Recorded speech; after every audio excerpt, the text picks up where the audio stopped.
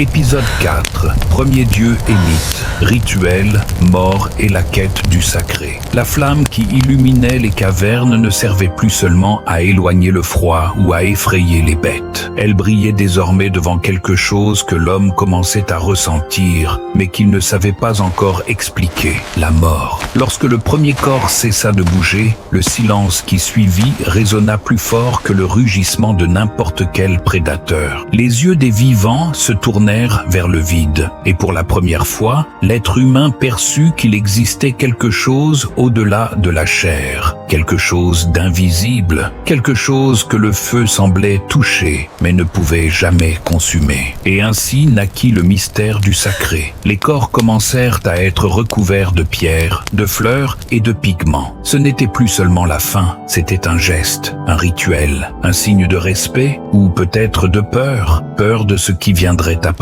Le feu, désormais symbole de la vie, brûlait aussi comme guide pour ceux qui partaient. L'homme primitif croyait que la flamme conduisait l'esprit à travers les sentiers sombres de la nuit éternelle. Et autour d'elle commencèrent les premiers chants, les premières danses, les premières prières. Là, entre la lumière et l'ombre, naquirent les premiers dieux. Ce n'étaient pas encore des dieux avec des noms ou des visages définis, mais des forces de la nature personnifiées. Le tonnerre, la pluie, le soleil, le vent, l'animal chassé, tout semblait avoir sa propre volonté. Et pour vivre en harmonie avec ces forces, l'homme créa des rituels, offrandes, marques sur le sol, symboles gravés dans la pierre. Chaque geste portait foi et crainte. L'éclair qui déchirait le ciel n'était pas seulement un phénomène, c'était la voix de quelque chose de plus grand, un avertissement divin. Le lever du soleil n'était pas seulement la fin de la nuit, c'était la renaissance du monde. Et c'est ici que notre saga s'approfondit. Avant de continuer, abonnez-vous à la chaîne et activez les notifications. Cela nous aide à maintenir vivante cette flamme de l'histoire humaine et à continuer de vous apporter de nouveaux épisodes de ce voyage fascinant vers l'origine de la civilisation.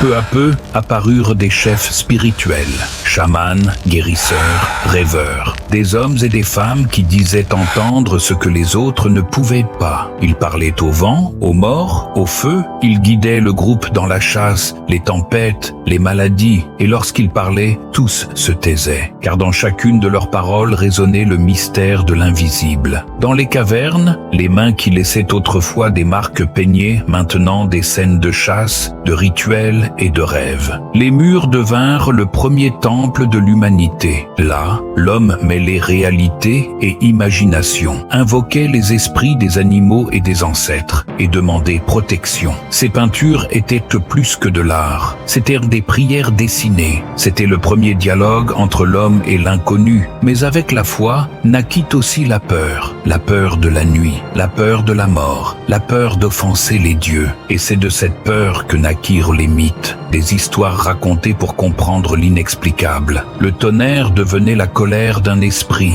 la lune, le regard d'une déesse silencieuse, l'éclipse, la lutte entre le bien et le mal. Chaque mythe était une tentative de maîtriser le chaos, de donner un sens à ce qui semblait dépourvu de sens. Et plus l'homme croyait, plus ses rituels devenaient complexes. Le feu de camp ne servait plus seulement à se réchauffer, il était devenu un autel. Les danses, autrefois simples jeux, devinrent des offrandes. Le sang de la chasse, un symbole de sacrifice. Naissait ainsi la religion primitive, un lien invisible entre l'homme et l'univers. Et sans s'en rendre compte, l'humanité faisait le pas le plus important de tous. Elle passait de créature instinctive à être spirituelle. Car en inventant les dieux, l'homme commençait à s'inventer lui-même. La flamme autrefois découverte dans les pierres brûlait désormais dans l'âme humaine. Et tandis que le vent hurlait dehors, à l'intérieur des cavernes résonnaient les premières prières. Murmures de peur, de gratitude et d'espérance. L'être humain commençait à comprendre qu'il existait quelque chose de plus grand que la vie, et quelque chose d'encore plus profond que la mort. Et c'est à cet instant, entre la lumière du feu et l'éclat lointain des étoiles, que naquit le cœur religieux de l'humanité. Mais ce n'est qu'une étincelle. Dans les prochains chapitres, nous verrons comment le sacré s'est transformé en pouvoir, comment les rituels sont devenus des temples, et comment l'homme a commencé à modeler le divin à son image. Si vous souhaitez continuer à suivre ce voyage aux origines de la foi et du mystère, mystère humain? Abonnez-vous dès maintenant à la chaîne, aimez la vidéo et partagez-la avec ceux qui, comme vous, cherchent à comprendre d'où nous venons et pourquoi nous avons besoin de croire en quelque chose de plus grand que nous-mêmes.